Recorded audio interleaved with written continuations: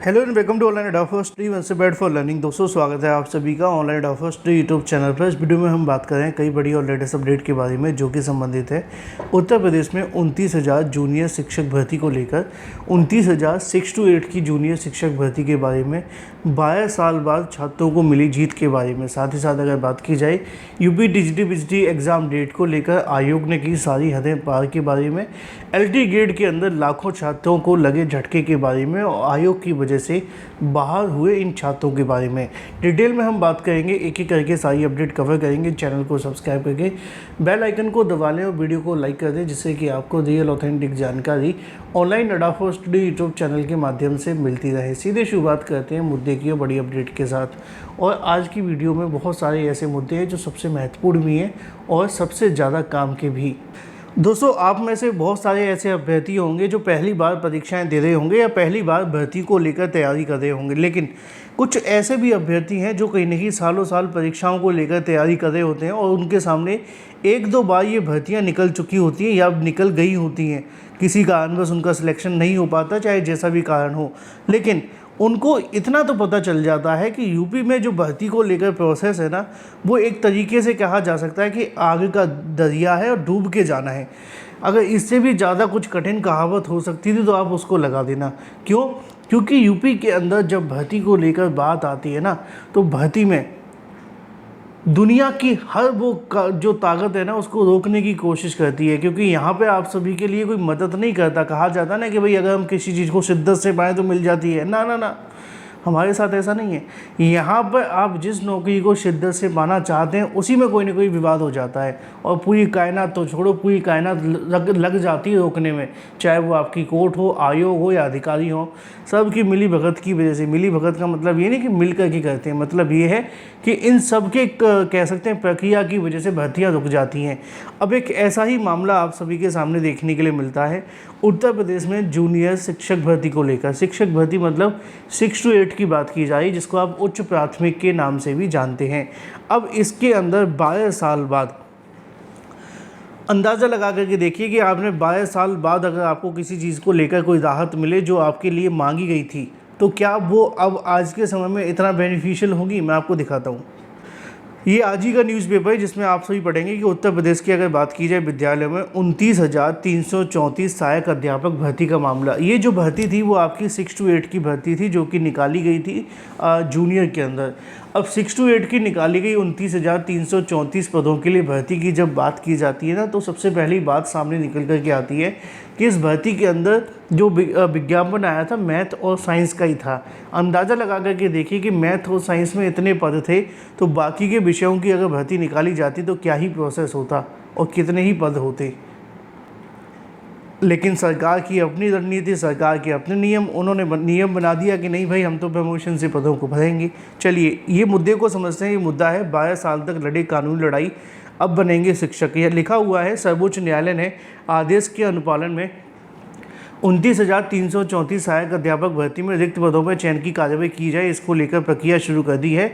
ऐसा कहना है सुरेंद्र कुमार तिवारी का, सचिव बेसिक शिक्षा परिषद। परिषदीय उच्च प्राथमिक विद्यालयों में विज्ञान गणित के विषय में 29,334 सहायक अध्यापक के रिक्त 1,700 पदों पर कहीं न कहीं भर्ती को लेकर हाईकोर्ट सुप्रीम कोर्ट तक की लड़ाई लड़ने के वाले बेरोजगार अभ्यर्थियों को जल्द नियुक्ति मिलेगी। सुप्रीम कोर्ट के आदेश पर उप सचिव आनंद कुमार ने 29 जुलाई महानिदेशक स्कूली शिक्षा कंचन वर्मा को याचिका अभ्यर्थियों को निर्देश दिया है कि सर्वोच्च न्यायालय के 29 जो जनवरी को कहीं की बेसिक शिक्षा विभाग के अफसरों को आदेश दिया गया था, इस भर्ती में चयनित न्यूनतम कट ऑफ के अधिक अंक पाने वाले अभ्यर्थियों को नियुक्ति दी जाए और जिन्होंने 31 दिसंबर 2019 तक पहले कोर्ट में याचिकाएं दाखिल कर दी थी उनको कहीं न कहीं नौकरी दिए जाने को लेकर आदेश दिया गया है। ये भर्ती 11 जुलाई 2013 में शुरू की गई थी। जनवरी फरवरी 2015 तक 7 राउंड की काउंसलिंग देखने के लिए मिली थी, जिसमें टीईटी में 82 अंक तक पाने वाले अभ्यर्थियों 8वें राउंड की काउंसलिंग कराई गई थी। इसी को लेकर आगे जो जानकारी वो और लिखी हुई है, लेकिन काम की इतनी सी है। अब देखना ये होगा कि कोर्ट ने तो कह दिया है, लेकिन सरकार अब इसमें कितना और समय लेती है भर्ती को लेकर। अब एक मामला है यूपी टीजीटी के बारे में। जी हाँ दोस्तों, यूपी टीजीटी एग्ज़ाम को लेकर, यूपी टीजीटी एग्ज़ाम के संबंध में अगर बात की जाए आयोग के बारे में, देखो आयोग को ना, मैं इस बात को लेकर हमेशा कहता था कि भाई नया आयोग है तो नए आयोग को चीज़ें समझने में समय लगेगा, और हमें समर्थन भी करना चाहिए कि भाई चलो कोई बात नहीं, बहुत जल्दी तो हथेली पे सरसों नहीं जमा पाएंगे लेकिन कोशिश करेंगे। लेकिन जब होता है ना कि आप किसी चीज़ को समर्थन कर रहे होते हैं और वही चीज़ कहीं ना कहीं फिर आप सभी के लिए घातक बन जाती है।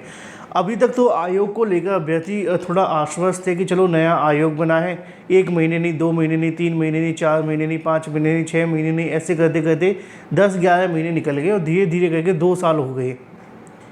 2 साल में आयोग के माध्यम से काम जो किया गया है वो नील बटे सन्नाटा है। अगर 80,000 अभ्यर्थियों की आपने परीक्षा करा भी दी है तो वो कोई बड़ी बात नहीं है, क्योंकि उस परीक्षा को लेकर भी अभी विवाद है। पेपर लीक हुआ था, नहीं हुआ था, हमें नहीं पता, क्योंकि आयोग ने ना तो जांच के बारे में हमें बताया और ना ही जो अधिकारी पकड़ा गया उसके बारे में जानकारी दी। ये तक कह दिया कि भाई अब जो मामला है वो सरकार देखेगी, यानी कि शासन की तरफ से निगरानी की जाएगी परीक्षाओं में। अब टीजीटी पीजीटी को लेकर भी कुछ ऐसा ही चल रहा है। जब कोई फेक नोटिस वायरल हो जाता है तो आयोग खुद से आकर ही कह देता है नहीं भाई नहीं, ऐसा कुछ नहीं है, ऐसा कुछ नहीं है, ऐसा कुछ नहीं है। अब फेक नोटिस जब आता है तो वो जवाब तो दे देते हैं, अच्छी बात है, देना चाहिए, क्योंकि हमें असलियत का पता चलता है। लेकिन परीक्षाओं के बारे में कुछ भी नहीं बता रहे। अब इसी आयोग ने 30 अप्रैल को नोटिस जारी किया था कि टीजीटी की परीक्षा 21-22 को होगी। 21-22 की परीक्षा बड़ी शांतिपूर्ण तरीके से निकल गई, पता ही नहीं चला कि परीक्षा होगी कि नहीं होगी, क्योंकि आयोग ने बताया नहीं ना, बस हमें बताया था कि होगी। उस आदेश के मुताबिक तो परीक्षा होनी चाहिए थी, चलो नहीं हो पाई तो स्थगित हो जाती, लेकिन वो भी नहीं बताया, ना न्यूज़पेपर में कोई बयान दिया और ना ही उसके बारे में कोई जानकारी दी। तो इसका मतलब क्या हुआ कि आयोग की कोई जिम्मेदारी नहीं है। अब जब आयोग नई टीजीटी पीजीटी को लेकर नई तारीखों का इंतजार अभ्यर्थी कर रहे हैं तो उस पर भी कोई जवाब नहीं दे रहा है और ना ही उसके बारे में कोई जानकारी दे रहा है। धीरे धीरे करके आज 24 जुलाई हो चुकी है। अभ्यर्थियों में काफ़ी ज़्यादा नाराज़गी है। छात्रों का कहना है कि जब परीक्षा ही नहीं करानी थी तो आयोग के बनाने का मतलब क्या था। लिखा हुआ है कि आयोग की परीक्षा की तारीख तय नहीं कर सका। ऐसे में उत्तर प्रदेश शिक्षा सेवा चयन आयोग के गठन के 2 साल बाद भी परीक्षा लंबित है। उत्तर प्रदेश शिक्षा सेवा चयन आयोग 2 साल हो गए। आयोग के प्रोफेसर कीर्ति पांडे को 10 महीने हो चुके हैं, लेकिन अभी तक आयोग के 12 सदस्यों की नियुक्ति के साथ मार्च 2019 में ही कर दी गई थी, लेकिन आयोग के गठन की तैयारी साल 2022 से शुरू की गई थी। गठन के नाम पर शासकीय सहायता प्राप्त विद्यालयों में टीजीटी 4163 पदों के लिए, अशासकीय महाविद्यालयों में असिस्टेंट प्रोफेसर भर्ती के लिए 1017 पदों पर भर्ती प्रक्रिया रोक दी गई थी। आयोग का गठन जिस उद्देश्य से किया गया था अब तक वह पूरा नहीं हो पाया। टीजीटी पीजीटी परीक्षा 3 बार स्थगित की जा चुकी हैं। इसकी वजह से फॉर्म भरने वाले तकरीबन 13 लाख अभ्यर्थी कहीं ना कहीं परेशान है। हद तो तब पार हो गई जब आयोग ने बिना नोटिस जारी किए टीजीटी की परीक्षा स्थगित कर दी, जिसके लिए तकरीबन 8 लाख अभ्यर्थी ने आवेदन किया है। और टीजीटी पीजीटी परीक्षा कब होगी इस पर आयोग ने अभी तक जो चीज़ें वो स्पष्ट की नहीं है। अब ऐसे में 3-3, 4-4 बार परीक्षाएं स्थगित हो जाने के बावजूद भी आयोग ना तो परीक्षा के बारे में जानकारी देने के लिए तैयार है और ना ही बताने के लिए तैयार है कि परीक्षा होगी कब। फिर कहते हैं कि कोई फेक नोटिस हो गया तो हम उस पर कार्रवाई करेंगे। तो कार्रवाई करनी चाहिए, लेकिन काम भी तो करना चाहिए। चलिए बात कर लेते हैं अपनी अगली अपडेट के बारे में। अगली अपडेट है एलटी गेट को लेकर। एलटी गेट शिक्षक भर्ती में अगर उम्र में छूट नहीं मिलती है तो लाखों की संख्या में ऐसे अभ्यर्थी जो बाहर हो जाएंगे। पहले ही बहुत सारे अभ्यर्थी हैं जो नियम में बदलाव होने की वजह से बाहर हो चुके हैं, लेकिन अब अगर एज लिमिट में छूट नहीं मिली तो इसको लेकर इन अभ्यर्थियों को बाहर बैठना पड़ेगा। मैंने अपने इस चैनल के माध्यम से कई बार इसको लेकर आवाज़ उठाई कि एज लिमिट को लेकर छूट मिलनी चाहिए, लेकिन जो खुद एज लिमिट में छूट चाहते हैं वही समर्थन नहीं करते तो क्या ही होगा, क्योंकि अपने हक के लिए वो आगे नहीं आ रहे, तो फिर क्या कहा जा सकता है। Thank you.